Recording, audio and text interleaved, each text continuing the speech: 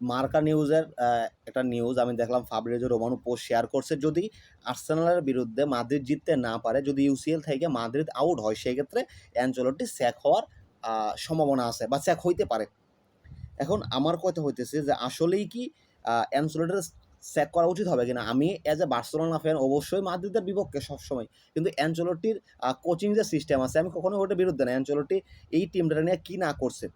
আপনি যদি এই সিজনে মাদ্রিদরে দেখেন, মাদ্রিদ আমাদের ইউসিএল থেকে এবার গ্রুপ স্টেজ থেকে বাদ হয়ে যাওয়া দল, যেখানে আমরা ভাবছিলাম ওরা গ্রুপ স্টেজ থেকে বাদ হয়ে যাবে। অ্যানচেলত্তি বলছিল যে ওরা ফাইনাল খেলবে, ওরা ফাইনাল খেলতে পারে না। কিন্তু এখন যদি আর্সেনালের সাথে হাইরাও যায় বা আর্সেনালের সাথে হাইরা যদি ইউসিএল থেকে বিদায় নেয়, এই যে একটা রান ওরা মেক করছে, এই গ্রুপ স্টেজ থেকে বাদ হয়ে যাওয়ার পরেও একটা কোয়ার্টার ফাইনাল সেকেন্ড লেগে আইসা বা কোয়ার্টার ফাইনালে আইসা ওরা হাইরা বিদায় নিতেছে, এটা আমি মনে করি অ্যাপ্রিসিয়েটেবল। আচ্ছা, আমি যদি এখানে বলি অ্যানচেলত্তি নিয়ে কথা বলি, আসলেই কি এলুটা কোনো দোষ আছে? স্কোয়াডে ভালো কোনো মিডফিল্ডার নেই, মেইন সিবি ইনজুরিতে আছে, রোদিগার আউট অফ ফর্ম আছে আপাতত, আলবা পুরা সিজন ইনজুরিতে থেকে এখন পুরোপুরি অফ ফর্মে আছে। লেফট ব্যাক, রাইট ব্যাক কোনোটাই প্রপার না, মিডফিল্ডে নেই ক্রিয়েটিভিটি, এমবাপ্পে ফুল ফর্মে নাই, বেলিংহামের উপরে বর্গরেদার পুরা সব ম্যাচই আপনি জিততে পারতেছেন না। গত সিজনে বিনি চাপমুক্ত হয়ে ফরওয়ার্ড লাইনে খেলেও এখন মিডফিল্ড থেকে বল টানতে হয়েছে ওর, আর প্রত্যেকটা ম্যাচেই তো বিনি জইলে উঠবে না। এত সমস্যা থাকার পর বলতে হয় বিনি একা কী করবে? গত সিজনে ইউসিএল জিতছে, লা লিগা জিতছে, এই সিজনে এত সমস্যার মধ্যেও সবগুলো কম্পিটিশনে টিকে আছে, কোপা দেল রের ফাইনালে উঠে গেছে, লিগ টাইটেল রেসে 2 নম্বরে আছে। এবং আপনার কি মনে হয় যে এই এতগুলো সমস্যার মাঝে এই টিমটা থেকে কি আপনি এত কিছু আশা করতেছেন? অন্য যে কোনো টিম হইলে কি আসলে এই পর্যন্ত আসতে পারতো কিনা?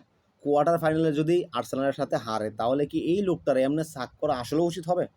কার্লো অ্যানচেলত্তিরে ঠিকঠাক খরচ করার জন্য অ্যামাউন্ট খরচ করে দল ঠিকঠাক করুক, এরপরও না হয় স্যাক করুক বা যে চিন্তা ভাবনা করে পরে ঠিক হইতে পারে। একটা আপনার থাকতে পারে যে না আমরা ওরে সুযোগ দিছি বা এরকম খরচ করছি, ভালো প্লেয়ার নিয়ে প্লেয়ার নিয়ে আসছে, এরপরও টিমের কোনো ইমপ্রুভমেন্ট করতে পারে নাই, দেন ওরা স্যাক করতে পারে।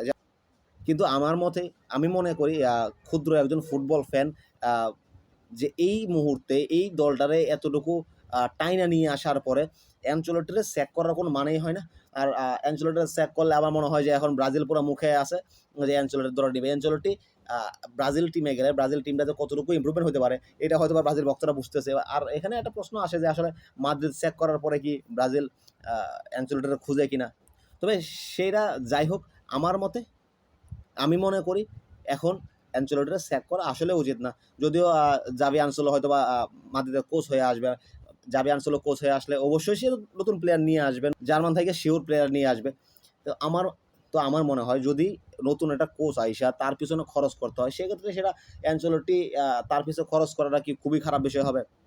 বাকিটা আপনি আপনার মতামত জানাইতে পারেন। এটা নিতান্তই আমার একটা মতামত। এখানে আমি অন্য আপনার এটা সেম মিলতে হবে। আপনার মতামত এটার সাথে মিলতে হবে। আপনি সেম কথাই বলবেন। এটা এরকম কোনো কথাই হতে পারে না। আ আপনার মতামত কি আপনি আমায় জানাইতে পারেন?